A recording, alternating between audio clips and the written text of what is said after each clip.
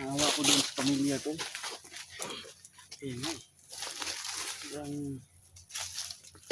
nagkakahimayan na naman. Nadamay sila sa sitwasyon natin tol. Sila yung naibit. So, kasi natulungan lang tayo. Ayun. Sila yung napagkita. Sila niya talaga yun. Sila na pabintangan Lupit na yan si Commander Kataan. Bakit may sasakyan to? Ibang kutub-kutan to. So supply yan ng mga kagamitan ng mga titingnan ko muna to. Dito. Ingat ka pula. Silipin mo lang. Huwag kang lalapit. Pakinggan mo lang yung sinasabi nila. Yung pinag-uusapan nila, pakinggan mo lang.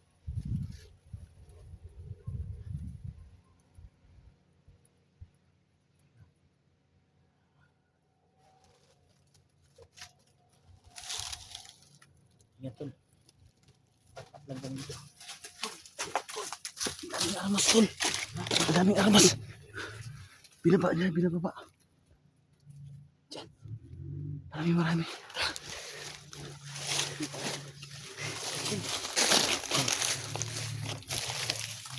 Tol, huwag kayong kumpiyansa tol.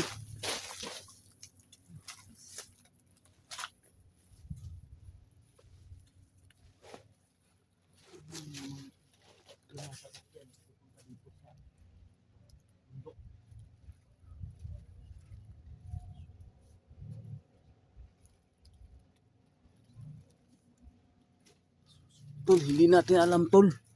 Hindi natin alam kung ano talaga tol ang kalaban natin dito tol. Napakalaki sigurong grupo nila. Baka Kasi yung duda ko, nagdadala baka- ng protektado siguro itong mga politiko tol. baka nga.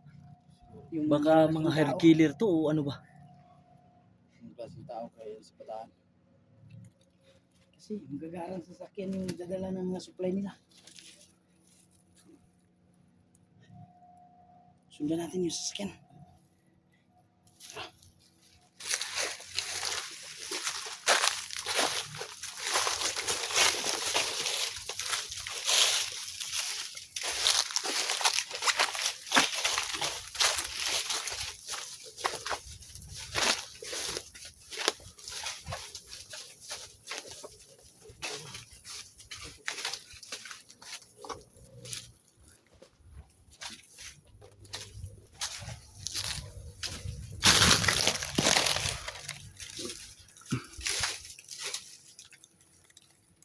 Inasahan na yung kita natin dito.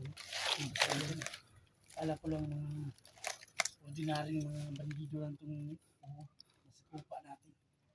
So ngayon, nakaisip ako kasi yung mga nagsusupply ng baril ko sa kanila. Nagagara ito sa sakyan yung mga dala. Magaganda.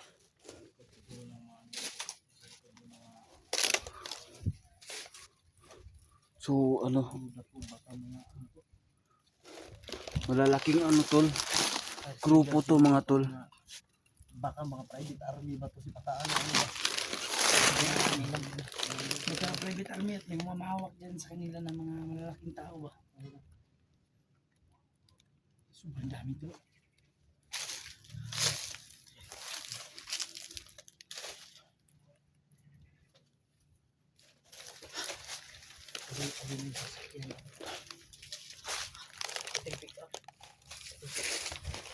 Hindi natin pwede sagupayan yan tol.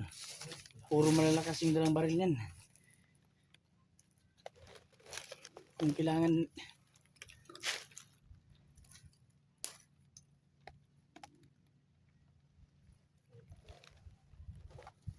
Ano, kapita ako dito. tingnan natin yung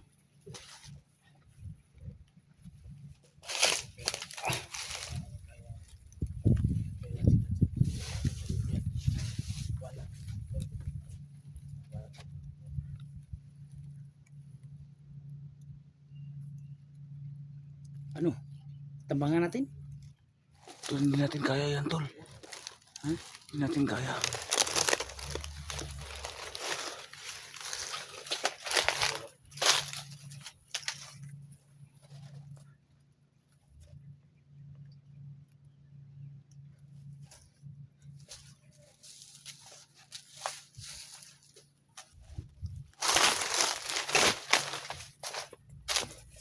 Tol, mukhang pinagandaan nila tayo, tol.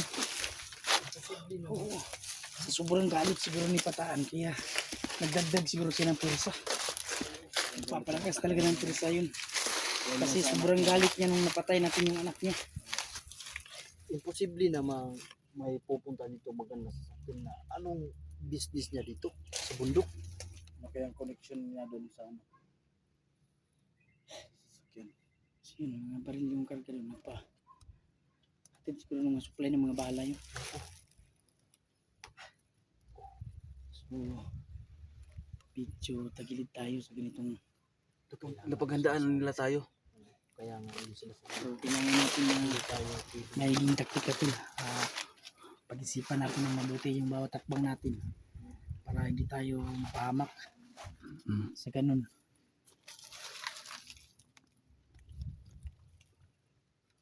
Ano gagawin natin dun sa dalawa? Yung dalawa tol na patay nila. Ano yun eh, pupunta tayo dun sa barangay nito at ipapaalam natin dyan ano yun nangyari. May taong ano doon. Oo, May, para mabigyan may din yan pamilya. kung sino man yung mga kapamilya niyan at mabigyan din man kahit marangal na living. Kasi hindi natin yan pwedeng pabayaan dyan at living lang dyan tol. So doon natin pupunta tayo doon sa sino nakakilala niya na pagsabihan yung pamilya. Sobrang saklap po ng inabutan namin dito sa area. Hindi namin inakala, nahuli lang talaga kami.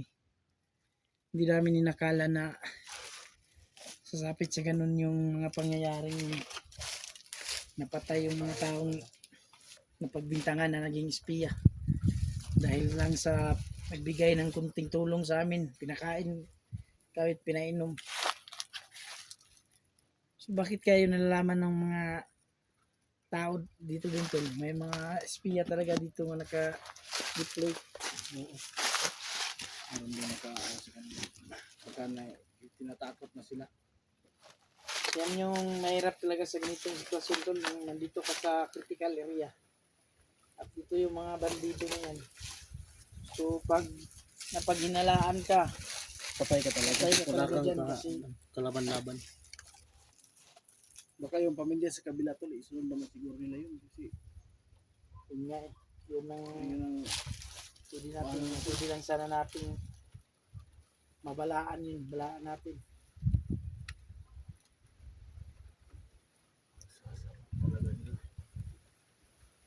Hayop talaga.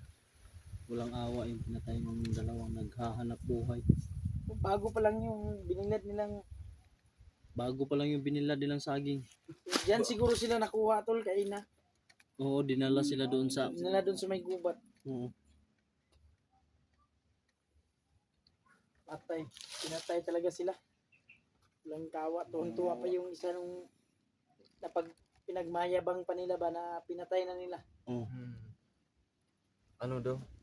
Matutuwa daw si Commander Matutuwa daw Pataan. si Commander Pataan. Sino kaya ano talaga ang yung gustong mangyari ni Commander Pataan? Sino ba talaga siya? Maghihiganti talaga yun sa atin kasi pinatay natin yung anak niya. Yung anak niya. So, alam mo naman ang mga likaw ng mga bitukang ganyang klaseng tao. Gaganti yan. So, tingnan mo ngayon. Kung sa tingin ko, pinaghahandaan talaga tayo niyan kasi parang yung nagsusupply ng mga baril nila. So ayan mga lods, hindi basta-basta o ordinaryong tao to si Commander Pataan. Dahil may Malaking tao Oo. nagpapatakbo nito.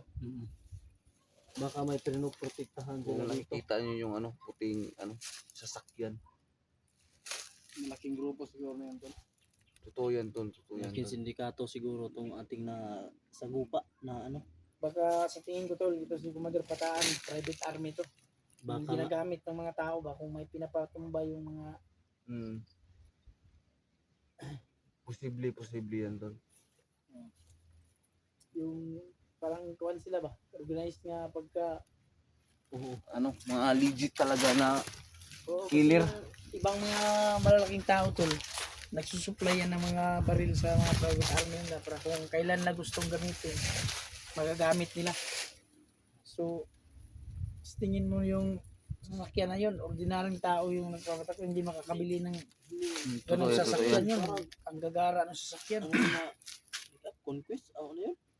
Oo, saka tingnan natin yung nasa loob ng sasakyan. Parang hindi naman magagara naman yung mga kasuotan. Parang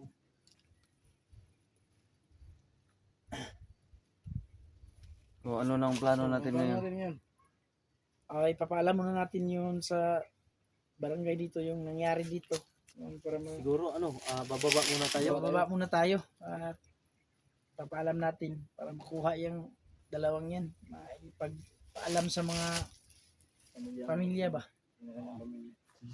Sige. Maganda yan.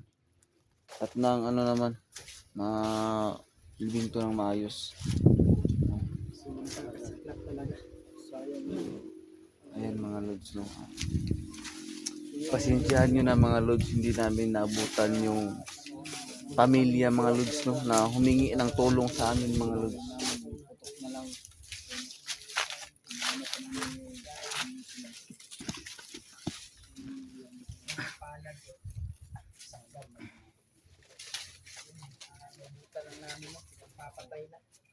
Sila yung pamilyang tumutulong sa amin mga lods, no. Taong mga nadamay ba dahil sa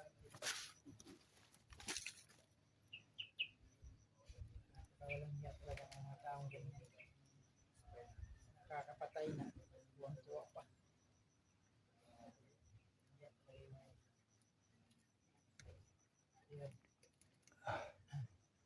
Mission talaga natin tol, bagsak yung grupo ni Pataan para wala na siyang gapit pang mga salanta dito sa lugar na to. So, ayan mga lods, no. Medyo speechless tayo ngayon mga lods, no. Sobrang lakas ng mga baril nila tol. Hindi ko lubos maisip mga lods na sa pagbalik namin dito, no, yung pamilyang tumutulong sa amin mga lods, wala na mga lods. So ngayon mga lods, ito yung ano natin, goal natin mga lods, no, na